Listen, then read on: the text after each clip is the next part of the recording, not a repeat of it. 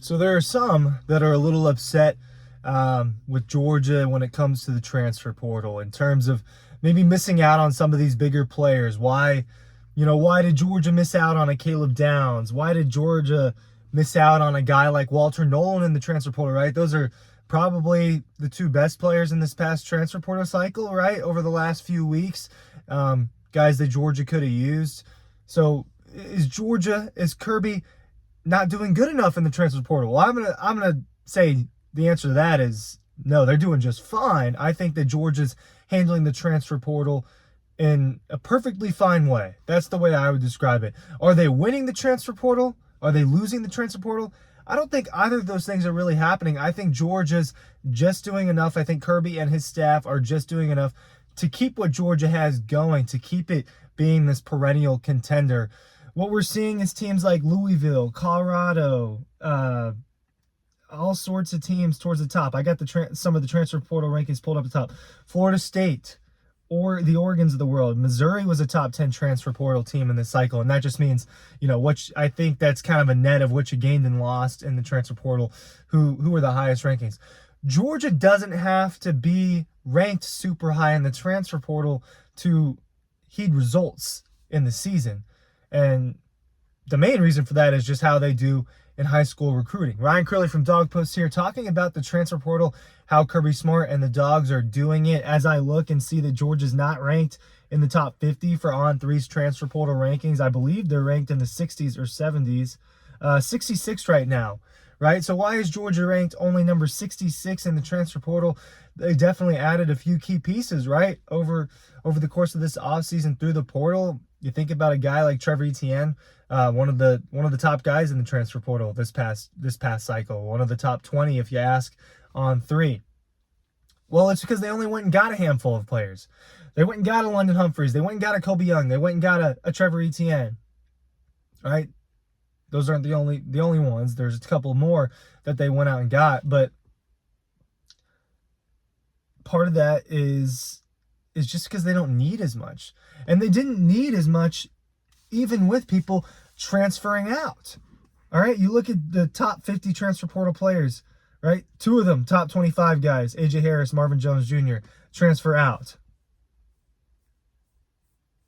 You see, there are more. You see Jamon Dumas-Johnson, Brock Vandegrift, other top 40 players transfer out. Nyland Green, another top 50 player, transfer out. You see my point? Georgia arguably lost more talent through the transfer portal than it gained. And part of that is why it lands so low in transfer portal rankings. But it just doesn't matter that much when you're winning football games, right? The transfer portal is obviously very young, right? They've only been doing this for a couple years now.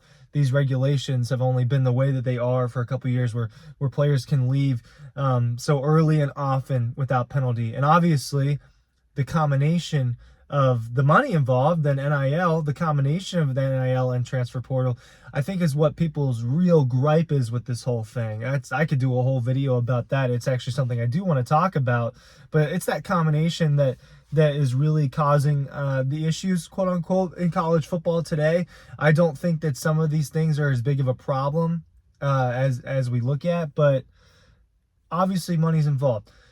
We know that Georgia is a huge spender in football. I don't think it's the biggest spender. I think that Ohio State, in a way, proved that it was one of the biggest spenders, literally being somewhat transparent about some of those numbers, right? At least there are reported estimates around $13 million. I'd venture to guess that maybe what they spent was higher when you get as much talent as you did through the portal and as many high-end players, Caleb Downs, Julian Saint, Quinshon Judkins. I mean, that's 3 of the top 7 guys in the transfer portal, maybe even higher if you ask certain people, right? They might think that those are better acquisitions than they're actually ranked.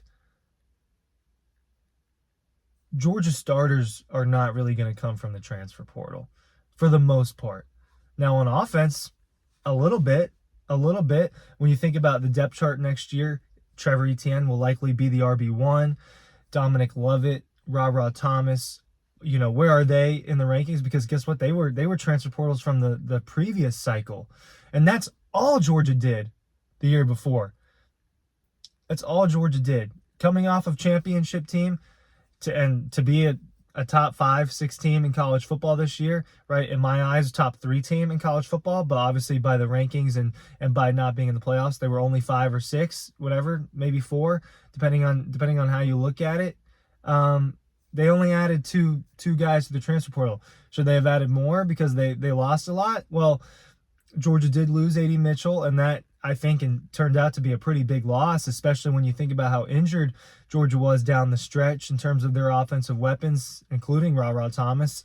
But Dominic Lovett and Ra Thomas were not gigantic impact guys. Obviously, Dominic Lovett, one of the top receivers for Georgia. He was not the number 1 receiver. Obviously, that was Brock Bowers. But he was a guy that came in and made an impact. Maybe not quite. He did not have quite the impact that he did in Missouri when he was over there playing for the Missouri Tigers, but he still had an impact for Georgia. Other than that, though, I mean, Georgia's whole team was more naturally grown this past season. And the season prior to that, and the season prior to that, when they won national championships, it was naturally grown. Now, transfer portal NIL has picked up a lot of steam in the last couple of years, and things have changed in that regard. So there's that. But in terms of just what was the actual production, why was Georgia good this year? It wasn't because of the transfer portal, because they like to grow it from recruiting at the beginning. Georgia's ripping in top 5 classes left and right. They're ripping in number 1 classes on the high school recruiting trail, and maintaining most of those players throughout their careers at Georgia, developing them and them getting time, is going to be the most fruitful way for Georgia to win games. And that's how they've shown to do it. And they've got to continue to do that in the wake of this. Now, Florida State obviously was a heavy transfer portal team this past year. Got them an undefeated season. But then you see the way it crumbled at the end when they lost and there are all those opt-outs. That is a fear of the transfer portal, is a lack of culture.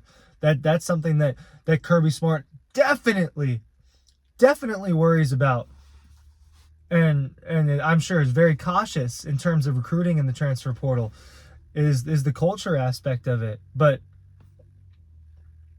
something we see in college football and in college sports in general, I think you see it in college basketball as well. Sometimes younger teams do prevail, and you've seen that with like Duke in 2015, right, when they beat Wisconsin, and they went on a really good run to win the Final Four. That was a team led by 3 freshmen.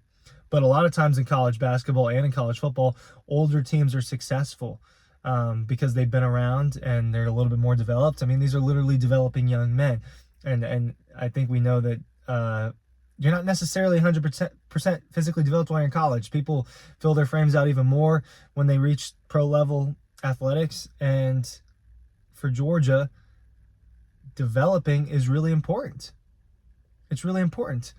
And having the older guys to do that helps you win games because they're also a little bit smarter too, you would think after a while.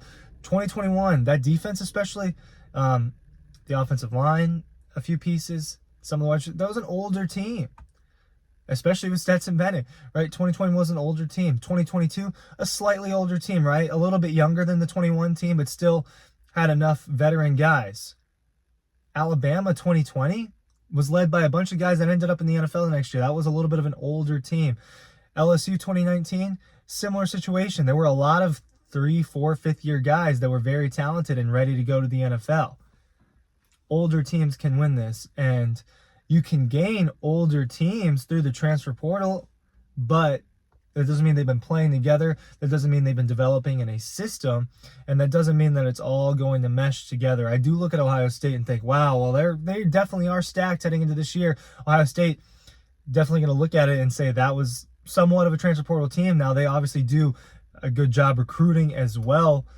Not doing quite the job that Georgia is. If Georgia continues to just recruit, develop, and maintain most of its core roster, it's not going to need to dip in the transfer portal the way that some of these other teams are doing. There's a reason why Kirby and staff's not going out there and just offering every single player some huge bag to go to Georgia. They don't need it. All right, that's my take. Thank you for watching, and I'm putting the newsletter link down below.